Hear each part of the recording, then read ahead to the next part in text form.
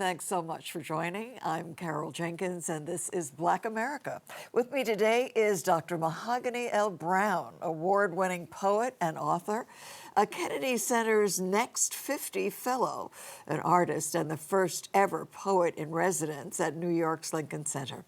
Her influence extends far beyond the page, and I want to welcome her to Black America. Thank you. So happy to be here. Your poetry is wonderful. Thank you for that. And set up for the very end of the program, she's going to read a poem for us, you know, or not read, she's going to perform it for us. So thank you for being here.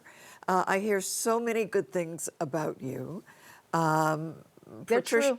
They're all true? They're true. Okay, all right. Patricia Smith, who is no, you know, slouch when it comes to poetry, won the National Book Award, right, for poetry.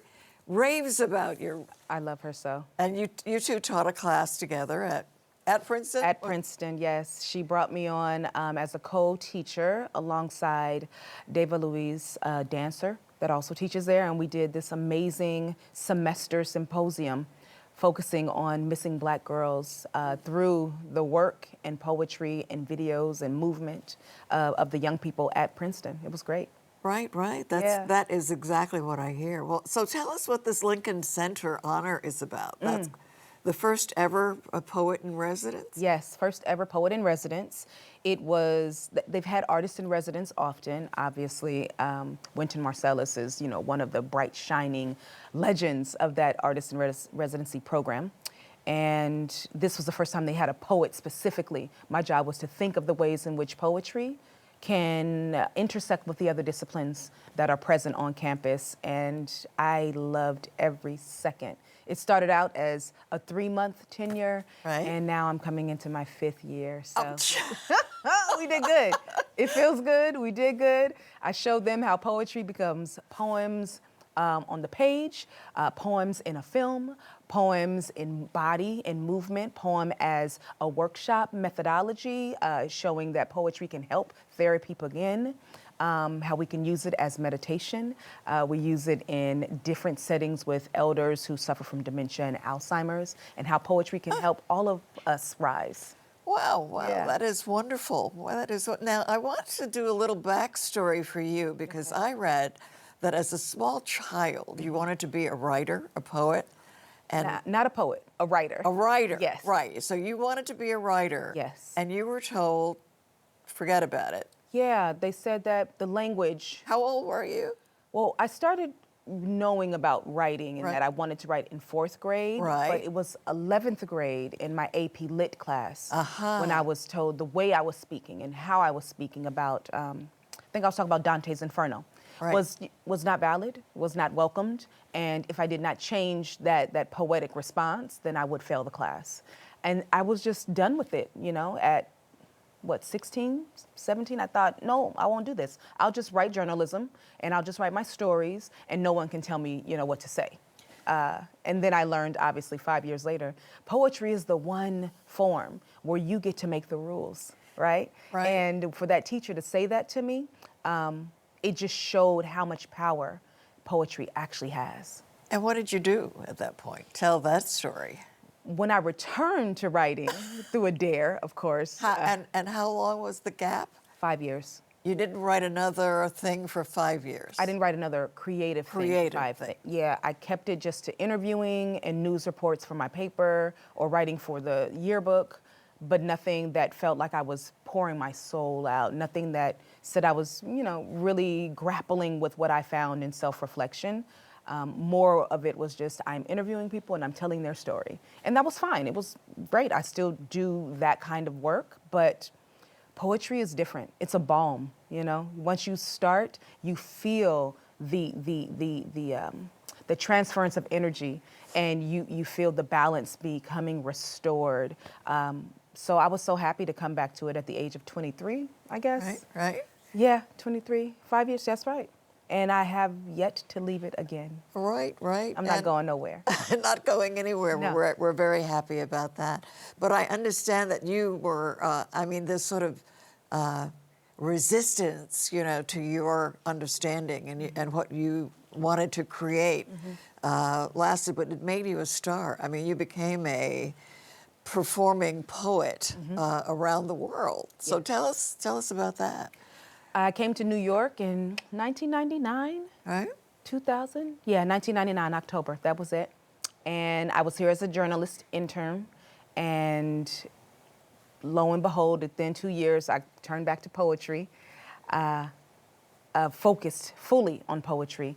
And I just did not leave. I had to figure out a way to do that writing, that excavation, that poetic excavation, just to feel liberated, to feel free in my own body. And I then went from just doing poems on an open mic at the New Eurekan Poets Cafe in Lower East Side Right. to traveling to the UK as an embassy poet representing the United States and teaching poetry in their schools, returning to the States, Canada, first performance poet alongside Jive Poetic to go to Poland, representing the United States, Africa, Australia, all the places that I read about but had no idea that poetry could take me to.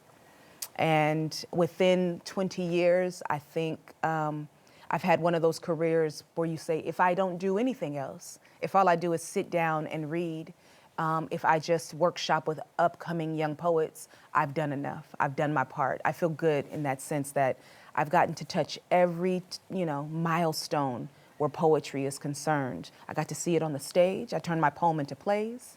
I got to see it in the books. The poem became an anthology, became a textbook, became a part of curriculum and everyday learning. I got to witness a young girl read Black Girl Magic, the poem that brought me into the Big Five publishers. And she was 7 years old and memorized it. She did it better than me. So I had the moment of like, oh, poetry quite a really does tribute. move, right? It That moves. is quite a tribute. Yeah. Talk to us about Black Girl Magic. About what it means, what it is, or the ball.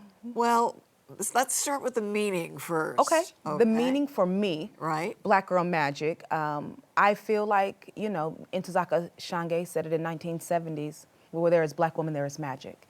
And that feels very much like the call and response that the Black Panther Party, ignited and reminded us of, power to the people and so on. So it feels like, a war call, a war cry. It feels like a reclamation of joy and of just seeing yourself rather than shrinking yourself. And I want to talk about the ball in a second, but this what you're talking about in your poetry is justice, and I think that was what at some point I read that people were complaining about. That you were. I don't know that you had a motive, an ulterior motive, and that it was justice. Yeah, the motive was liberation. And they're like, whoa, whoa, whoa, knock it off. Yeah, I had no idea that writing a book called Woke Baby would be like the bell ring for, racists to come after me. I had no idea that creating an anthology alongside Elizabeth Acevedo and Olivia Gatwood with this beautiful foreword from our brother Jason Reynolds for a book called Woke, A Young Poet's Call to Justice, where I'm just creating poems like a manual of how to be a global citizen and that be deemed terroristic. That's what I was told. It was banned in certain spaces because it promoted speaking up, being accountable, being an accomplice and an ally, rather than just one who stands beside and watches, being a bystander and watching unjust things happen. I had no idea, but it only proved to me that the poetry I'm on the right direction. And if I'm talking about the things that get a knee-jerk reaction out of a racist or a bigot, then I better keep going. Because these young people, they are growing within these conditions. I just want to make sure they have the tools to survive it. Right, and to help the poets, you created your own publishing house. Tell us about that. Well, a long time ago in Bethlehem. No, it was a really long time ago. It was like 03, 04. And I was tired of asking people to publish my book. I was told from several folks that we don't know who you're speaking to. We don't know what your audience is. We're not sure we have a buyer for your book. And so I created Penmanship Books, and not only did I publish myself, but over 30 other authors who were performing artists throughout the country. And some of them were chapbooks, some of them were, just, small books, but the idea was to have a beautiful book to walk away with. So when you did your performance, folks could take that with them rather than oh, I can find you online, maybe back in MySpace days. Maybe I'll find you online. Maybe you printed something out at Kinko's. We made it where that book was something that you could be proud of, that you could really love. And in turn, it lasted for almost a decade and allowed me to help shepherd in the new voices of our Youth Poet Laureateship alongside Urban Word, where I used to teach as a facilitator for poetry. Right, right. Yeah. You taught at the Institute, but now you're at Princeton. Yes. How did that happen? Our good friend Patricia Smith, and Yes. she brought me there for that first class, and Right. they kept my name in the mix. So I'm really thankful that they're welcoming me back. Right, right. And you won an honor there as well, right? We were did. talking about that. I sent the notice of it to my granddaughter Avery because it's, you know, the words that were said about you were so, you know, powerful. Thank you. Well, tell us what that gives you. That poetry prize gave me space to like breathe and just sit and be still. Right. Often when poets or artists specifically are asking for these grants, like we do in these long project descriptions, or you win an award, there's so much back work that needs to be done to even receive the award. And this was not that. This was, here is a gift for the work that you've done. Thank you. And I'm just, again, the moments of, is this my life? This might be my life. Like, wow. Poetry, not only Right. does it saves lives, it makes lives. You know, Right, it right. made my life possible. Right, right, right. Now, talk to us about Cave Canem. I told you that I am a Cornelius Eady a fangirl. That's a good one. I love him. He's so good. For those who may remember, he was the poet at the inauguration, our mayor's Yes, inauguration. Mayor Mamdani's inaugural Right, poet. right. Inaugural poet for at that moment was Cornelius Eady. I know. Amazing. But that's the power of, I mean, so many people came away. There were many big things, important things would happen, but I think that his was the most memorable, you know, talking about words. And so he was one of the founders, we should say, of Cave Canem. Yes.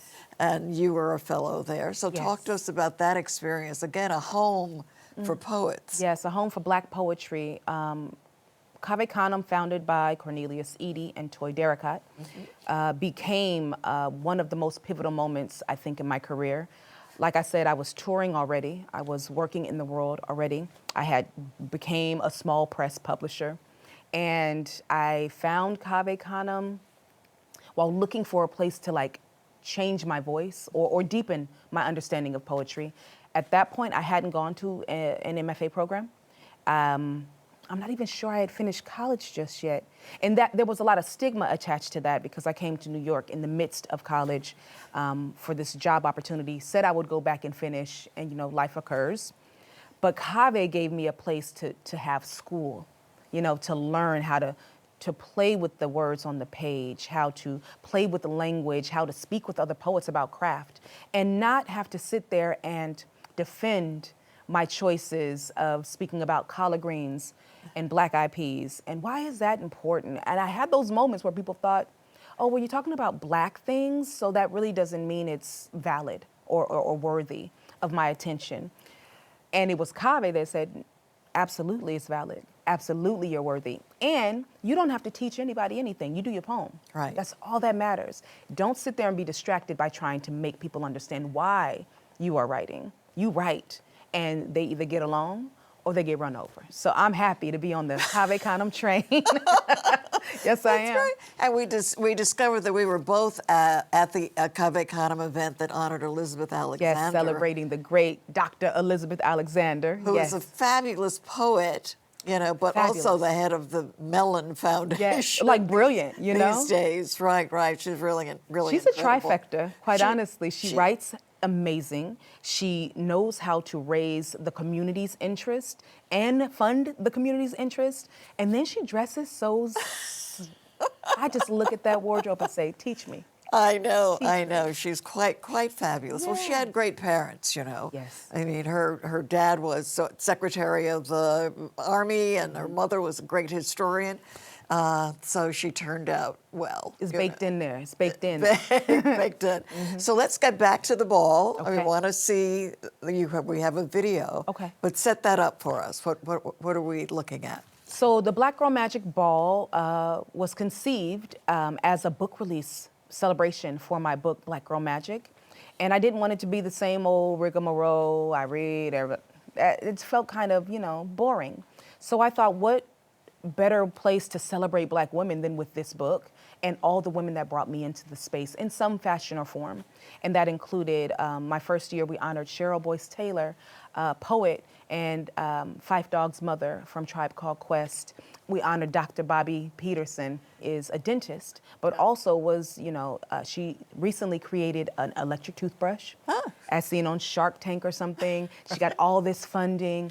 And what she chose to do when I honored her was keep an open day for families that couldn't afford dental care for free, let me just bring your kids in. I'll take care of you. Right. And I wanted to honor women like that, women that were looking beyond the moment of like acceptance and fame and fortune, and more were concerned with, the fame and fortune of our community, the wealth and health of our community. So that's the beginning of it. And here we are 9 years later. Yeah. And we're still celebrating Black women, femme, and we have included allies. So this past year, I think it was March of 2026, we honored Patricia Smith. We honored Queen Jean. We honored Veronica Chambers. And we also honored V. I've known her since she was Eve Ensler. Yes. Like almost like a 12-year-old Eve Ensler, but now we say, formerly Eve, but V. But V. And it was been done a tremendous, tremendous work. Absolutely. Absolutely. So honoring them at Lincoln Center was fantastic. Okay, let's take a look. Okay.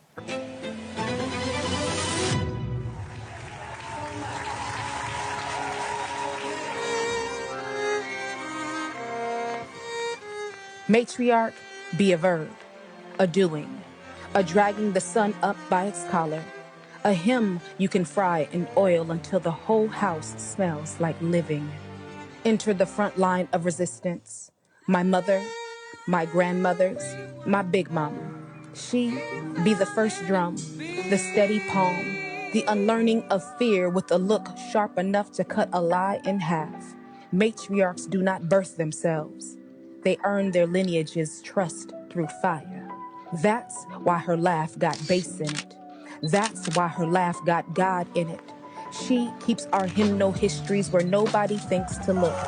In the seam of a Sunday dress, in the soft spot behind the ear, in the blue magic parted cornrows, in the way she hums while sweeping like she's moving sorrow out the door. You cannot tell me she is only struggle. You won't reduce her to simply survival. She be more than resilience. She be pleasure too. Knees popping like popcorn when the music comes on. Lip gloss shining like new coins. Hands dancing over and over the beautiful ceremony of your name. Asata, Intazake, Atia, Sade. She be auntie, who reads you clean with one eyebrow and still plates you a second serving. She be mother, who makes a way with the bare pantry and turns we don't got into we gon' see. If you are lucky, you have been loved by one. If you are brilliant, you will spend your life trying to become the softness that refuses to break her singing, because she raises whole blocks, voices the dead and the root, so we never forget who paid the toll.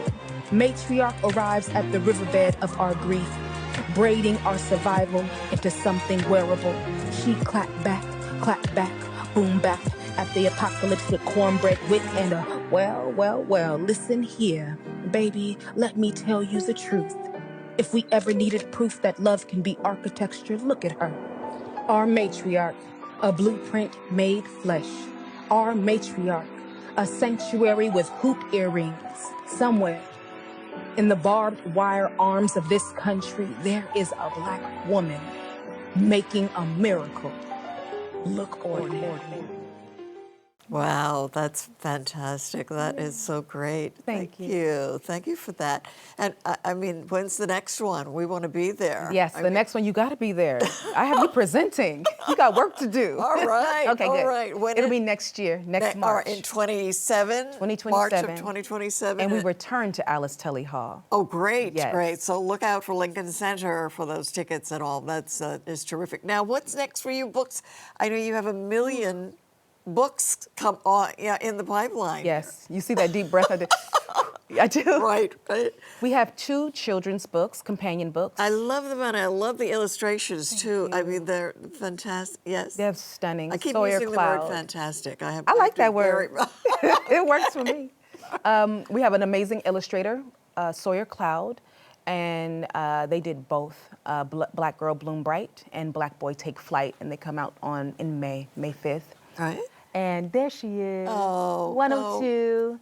And then I have a book of poems coming out with Haymarket next year in May 2027, if I'm correct. Yes, that is true. So around the ball times, we're going to have some things out there. And then I've just finished my first adult fiction. Ooh. Yes, and it is about Seneca Village, a historical fiction, looking right in our backyard or our front yard, Central Park to be specific, and thinking about the voices in the community that was lost, right, that was trampled over to create Central Park. And that's Seneca Village. It's an all-Black community that was taken over under the guise of eminent domain. Right, right, right. Well, so your idea about how powerful poetry could actually be. I mean, what is its ultimate capability? What do you what are you aiming for? Because I know that you're talking about change in every single way in our society where things have gone awry. Right. I think you said it earlier. It's just about justice, right? Equality and equity, those are different, but they're both necessary if we're thinking about liberation for all people. And I just look at poetry as the mirror of what could be, what is possible. We have to look at what we see and notice the things and not just imagine. We have to notice what is actually happening so that we can put things in order to make it better for all of us, self included. I'm writing poetry to save myself. But I know that when I save myself, in turn, I'm saving my sister, I'm saving my brothers, I'm saving the students that we work with tirelessly. So it is, it's a humanitarian act. Like, this is the idea that poetry it's not a static thing. It doesn't just remain, it activates. Well, I find, I was telling you earlier that I went out to J.P. Howard's Writers in Bloom. Another Cave Fellow, Right. J.P. Howard is amazing. Right, right. She is fantastic. Well, I'm not going to use that word again. Sitting with a writer here, no. But Phenomenal. Phenomenal. Thank you. And she had the Connecticut poet laureate, a Black woman. Yes. Marilyn Nelson. Yes, there, and we had to write poetry, and I wrote, But what I discovered is that it really is like a foreign language. I mean, it's not in a bad way, but it's just a different way of experiencing language. Absolutely.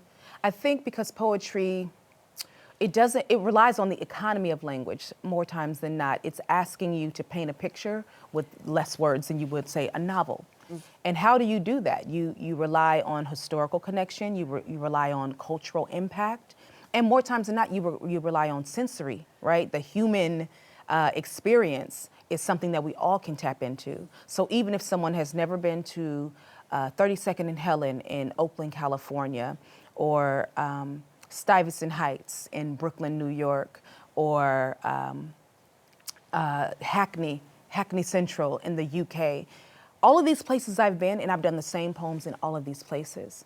And they're very different, incredibly different. But what remained true is that human experience. So I can tell you what I smell in Oakland while in the UK, and they got a grandmama, right? They have an auntie, they have a cousin. So those things, like, you can connect the dots. And once you do that, people feel less isolated. They don't feel alone. They feel like they can stand up upright, as Sister Sonia Sanchez would say. You can stand upright in the world, see yourself as you clearly are, and move forward for change for the better for all of us, not just change in financial dynamics or change in housing, but what does it mean to have food that doesn't make you sick? Right? What does it mean to have a school system that doesn't charge you for the thing that your taxes are paying for? Like free education, free healthcare, all of those things can happen if we all were using the same, I think, workbook. And poetry, I believe, is a large tool in that workbook. Well, great. You are fantastic. You are phenomenal. You are terrific. You are. Carol, you're the best. I'm going to be fantastic all day. I'm putting it on my page. Carol said I was fantastic, y'all. Watch out. Well, we're not letting you get out until you read for Okay. us, though. I mean, you're going to present us with one of your poems. So thank you love to. so much. Thank you. What a treasure. What a treat. It's- You're wonderful. Mo, thank you for being here. Thank you. Okay. I'm going to perform for you now. All right. I love it. And it's going to be fantastic. And the next time I see you, I'm going to have more words.